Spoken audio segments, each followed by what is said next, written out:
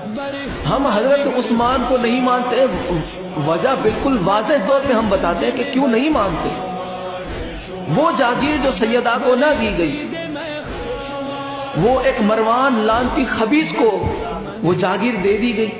جی حضرت عثمان غنی کو اس لیے مانتا کہ انہوں نے جو فتح ہے نا وہ مروان کو دے دیا۔ یہ ان کی باتوں پر ہم یقین کریں گے؟ نہیں، ہم سنن ابی داؤد طریق الخلفاء سے آپ کو ہم دکھاتے ہیں، وہ بما حوالہ ثبوت میں دیتے ہیں کہ یہ جو اصل معاملہ کیا تھا اور مروان کو کیسے دیا، کس نے دیا، کیا ہوا، یہ سارا ہم ان کی کتابوں سے نہیں، نہ ان مترجمین کے جو الزام شدہ یہ جو اعتراض لگاتے ہیں، یہ تو صحابہ کی مقدس لوگوں کو دور کرتے ہیں۔ کیوں ہم ان کی باتوں کو حدیث میں آپ کو سنانے لگا ہوں نا؟ یہ سنن ابی داؤد طریق الخلفاء اور مرات شرح مشکات اور دیگر کتب احادیث میں بھی یہ آئی ہے۔ مغیرہ کہتے ہیں عمر بن عبدالعزیز جب خلیفہ ہوئے تو یہ دھیان سے سن لینا، اب معترضین بھی اور عوام الناس بھی دھیان سے سن لینا کہ مروان کے پاس کیسے پہنچی، کیا ہوا، کیا نہیں ہوا، اور یہ تمہاری کتابوں سے نہیں، انشاءاللہ تعالی میں وہ ایسی جو معتبر کتابیں ہیں نا کتب احادیث، وہ 4 کتابوں کا حوالہ دوں گا۔ مغیرہ کہتے ہیں عمر بن عبدالعزیز جب خلیفہ ہوئے تو انہوں نے مروان بن جو حکم کے بیٹے کو اکٹھا کیا اور ارشاد فرمایا رسول اللہ کے پاس فدق تھا، آپ صلی اللہ علیہ وسلم اس کی آمدنی سے اہل و عیال فقراء مساکین پر خرچ کرتے تھے، اس سے بنو ہاشم کے چھوٹے بچوں پر احسان فرماتے، ان کی بیوہ عورتوں کے نکاح پر خرچ کرتے تھے۔ فاطمہ رضی اللہ عنہا نے جب آپ سے فدق مانگا تو آپ نے انہیں دینے سے انکار کر دیا۔ آپ وسلم کی زندگی تک ایسا ہی رہا، یہاں تک کہ آپ وسلم کا انتقال فرما گئے۔ پھر جب ابو بکر صدیق رضی اللہ عنہ خلیفہ ہوئے تو انہوں نے ویسے ہی عمل کیا جیسے نبی صلی اللہ علیہ وسلم اپنی زندگی میں کیا کرتے تھے،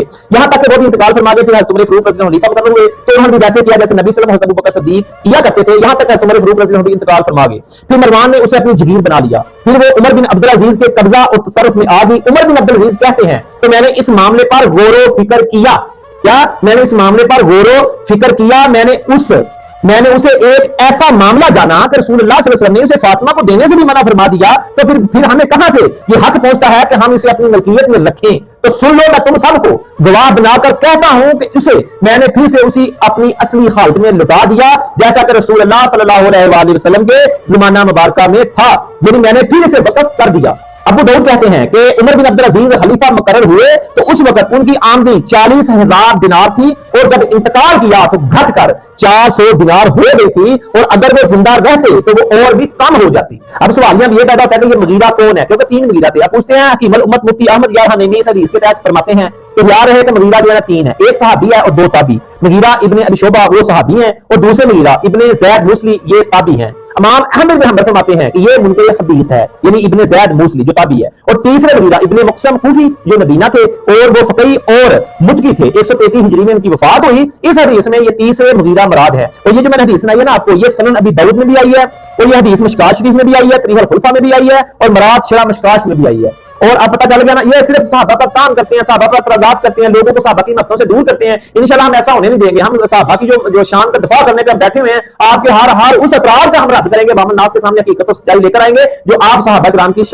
شانوں پر لگاتے ہیں۔ انشاءاللہ تعالی ہم آپ کے ہر اعتراض کا مدلل جواب لوگوں کے سامنے پیش کرتے رہیں گے۔ ہر بار فدق کا معاملہ، اعتراض، بہتان، صحابہ پر تان تبرہ، اور یہ اس حدیث کی طرف تو آتے ہی نہیں نا، جو روایت ان کی اپنی کتب میں لکھی ہوئی ہے کہ جب حضرت علی رضی اللہ عنہ سے فدق مانگا تھا تو حضرت علی نے کیا جواب دیا؟ یہ اگر نسلی ہیں، یہ اگر حق والے ہیں، یہ اگر جھوٹے نہیں ہیں، تو یہ شیعہ اپنا عالم جو دستور سید الشام رائی لکھتا ہے کہ جب امر خلافت علی بن ابی طالب کے ثبوت ہوا، علی علیہ السلام سے فدق کو اہل بیت کی طرف لٹانے کا کہا جا، تو علی علیہ السلام نے جواب دیا مجھے اس کام کو کرنے میں اللہ سے حیا آتی ہے، جس کو ابو بکر نے نہ کیا اور عمر نے اسی حال میں اس کو برقرار رکھا۔ یہ شیعہ کتاب حجج النحج میں آئی ہے، یہ آپ کے سامنے اسکرین پر چل بھی رہا ہے۔ یہ شیعہ اس طرف کیوں نہیں آتے؟ یہ صحابہ پر اتنے اعتراضات کرتے ہیں تو اس کو کیوں نہیں دیکھتے؟ عثمان غنی نے ابو بکر صدیق نے عمر فاروق کو تبرہ کرتے ہیں، تان کرتے ہیں، تو علی رضی اللہ عنہ نے بھی فدق نہیں دیا تھا، بلکہ یہ آپ کے عالم آپ کی کتابوں میں لکھا ہے۔ خلیفہ نے فرمایا میں وہ کام نہیں کروں گا، مجھے اس کام کو کرنے میں اللہ سے حیا آتی ہے، جس کام کو ابو بکر نے نہ کیا، جس کام کو عمر فاروق عثمان غنی نے نہ کیا، مجھے اللہ سے حیا آتی ہے، میں وہ کام نہیں کروں گا۔ اہل بیت کے فدق کو نہیں ہٹاؤں گا، میں اہل بیت کو صرف اتنا حصہ دیا کروں گا جتنا رسول اللہ دیا کرتے تھے، حضرت ابو بکر صدیق، حضرت عمر فاروق عثمان غنی دیا کرتے تھے، یہ حضرت مولا کائنات۔ لیکن یہ ایک صحابی کو چھوڑ کے باقی سب تبرہ کر رہے ہیں،